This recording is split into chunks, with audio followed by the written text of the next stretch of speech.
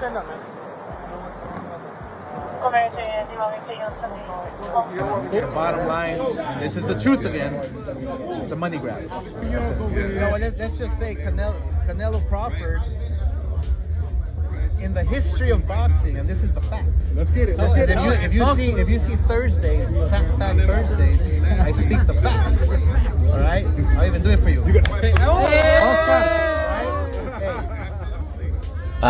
When the people start talking, and obviously everybody around try to make this fight, I say, look, needs to be big, right? Because Netflix, Riyadh season, everybody interested in this fight. So that's when I realized how big is this. Oscar De La Hoya ripped into Canelo saying, "I warned everyone this fight was fixed, and now look, he's been arrested for it." His voice carried pride and anger, showing fans that his doubts were justified and his words prophetic. That's the million-dollar question. When I watched Terence Crawford get rattled and rocked by Yorkis Gamboa, who's a natural 30-pounder, that to me is going to be a huge problem when he gets hit by Canelo. So he fights at 175. He's fighting these big monsters. Right. Yeah. He's not getting rattled at all. No. Berlanga's a big kid. Right. Yeah. So it makes me think. And then Eddie Hearn dropped the bombshell. Eddie Hearn didn't sugarcoat it. He flat out exposed the Canelo Crawford bout as fixed. Shockingly, even Canelo was quoted admitting, "Yes, I took the money and fixed it." That confession turned outrage into chaos, leaving fans disgusted and boxing's credibility in question. Something else that was a bit askew. Crawford's paid $50 million. Canelo walked away with $150 million. Well, he has done his deals. And that's what maybe Crawford was talking about. The fact that Canelo Alvarez has been able to sell himself in such a way. Oscar De La Hoya's reaction came firing back. Oscar De La Hoya doubled down, blasting the so-called biggest fight of the decade as nothing but a disgrace. He reminded everyone that real purists don't tolerate fraud. For Oscar, Canelo's arrest only proved his suspicions right from the start. Now what the media is reporting, and it's circulating, is that Canelo Crawford is the biggest fight of the decade. I mean, Hearn's earlier prediction now looks embarrassing. He believed Canelo's money and control would dictate the fight. Instead, that $150 million headline became a stain, fueling rumors that cash dictated the outcome. Fans now see Canelo as a sellout, not a champion. But I just think on reflection, looking at the torsos at the evening ceremonial weigh-in, doesn't mean everything, but I've just got a feeling Canelo's going to control the fight in quite a technical affair, but a 115, 113, 116, 112 kind of ting. Crawford himself couldn't hold back his laughter afterwards. Crawford, quote, "ES laughter said it all. Pure talent beat corruption." While Canelo was busy chasing paydays, Crawford showed skill and heart. Fans saw the contrast, one fighter mocking the system, the other trapped in handcuffs. Boxing justice had finally spoken in the ring. All praise to the Lord above me. I gotta give him all the praise, because without him, I wouldn't be here. And I told y'all, I'm not here just by a coincidence. God bless me, and he made this event, he made this night just for me, and I've been. Jai Opatea broke it down scientifically. Crawford simply adapted, outclassing Canelo at every angle. From southpaw shifts to footwork brilliance, it was never close. Meanwhile, Canelo's excuses fell flat, his adaptability gone. The gulf between good and great had never been clearer. On points, bro, crazy. How did you have it? I had him up, bro, convincingly. Awesome fight. Hey, science of the sport. This guy adapts. I knew it. How did you know he was going to win? Why? He's got too much ammunition. You know, southpaw, orthodox, on the back foot. That's what changes good from great, is knowing how to adapt. You know, back foot. Even the WBC president had his say. Even Mauricio Suleiman admitted Crawford's win was clean. But when asked about a rematch, fans scoffed. Why give Canelo another shot after disgrace and arrest? The president's soft tone felt hollow, almost like damage control for boxing's most embarrassing scandal. He deserves all the time to really enjoy what he has just accomplished. His performance was pretty clean cut. Is there a need for a rematch though? Canelo came on a little bit late, but that's different. They took a long time to prepare for this great fight. Let them enjoy, let them have a rest and go. And then Bill Haney cut straight to the point.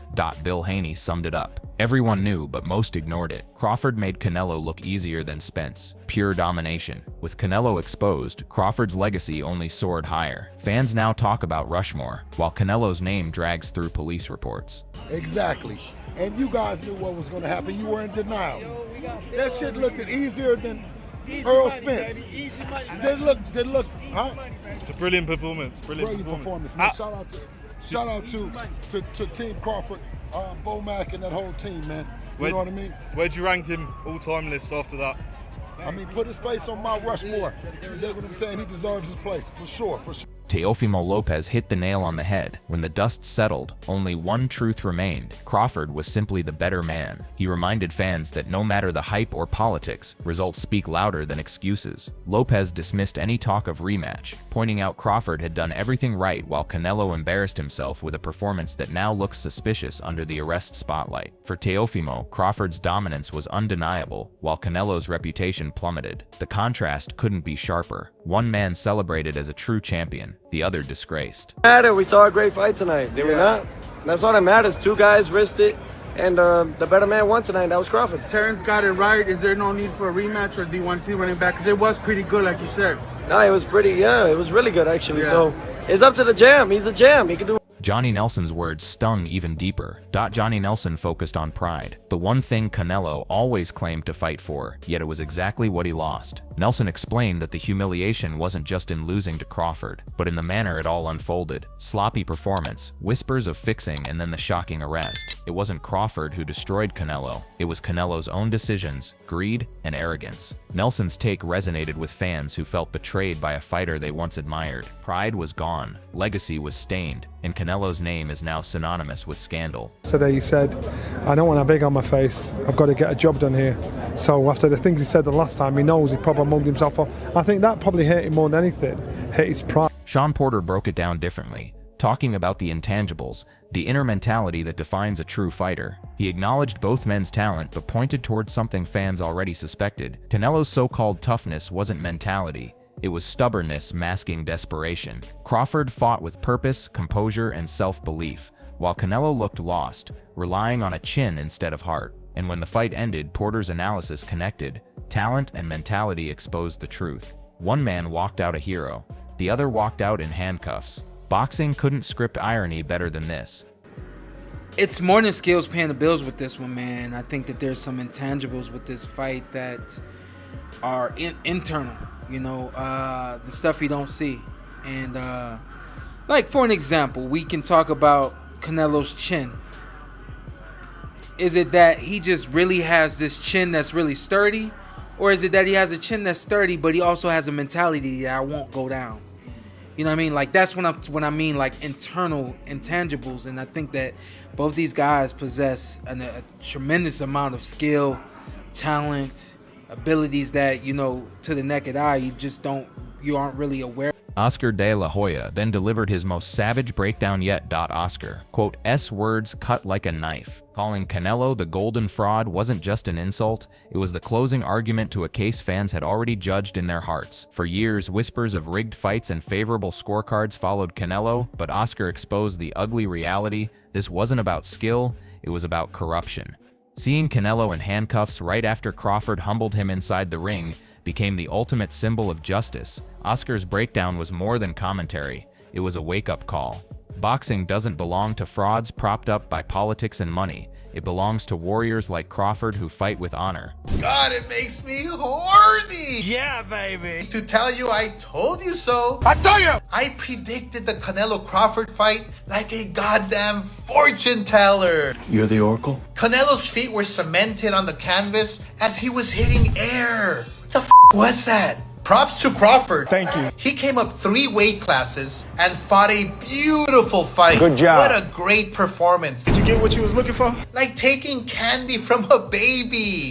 My candy! He just played with Canelo, made him look silly. And before you start with your about Canelo being old, just know that Crawford is older. I'm too old. That's not. And finally, the closing remarks seal the story once and for all. Rolly Romero didn't hold back. And honestly, he voiced what millions of fans were already thinking. Watching Canelo step into the ring, not to fight for legacy but for a paycheck, was the final insult to boxing. Romero labeled it for what it truly was, a disgrace. When legends cash out, they don't just stain their own name, they damage the sport itself. Canelo, once considered boxing's face, reduced himself to a cautionary tale. For Crawford, however, this wasn't disrespect, it was validation. Rolly's harsh truth hit home. Greatness fights for glory, not money. He didn't even try to win, bro. He went there for a paycheck. And it's disrespectful to boxing, bro. And he's cashing out of boxing, bro.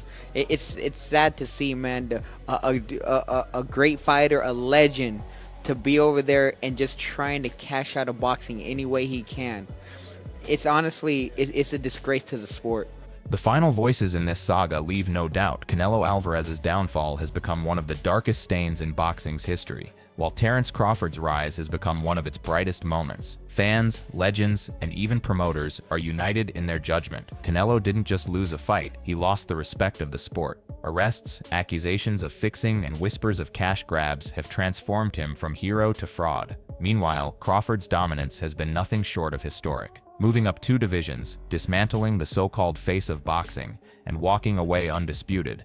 This is the stuff of legacy. What makes it even more powerful is how Crawford did it, with discipline, skill, and integrity. Boxing needed a reminder of what true greatness looks like, and Crawford delivered. The lesson is clear. No amount of money can buy honor, and no controversy can overshadow real talent. The sport now belongs to warriors who fight with heart, not frauds who chase paychecks. If you don't want to miss the next twist in boxing's wildest stories, hit that like button, subscribe to the channel, and turn on notifications, because trust me, the next chapter is coming, and it will shake the sport again.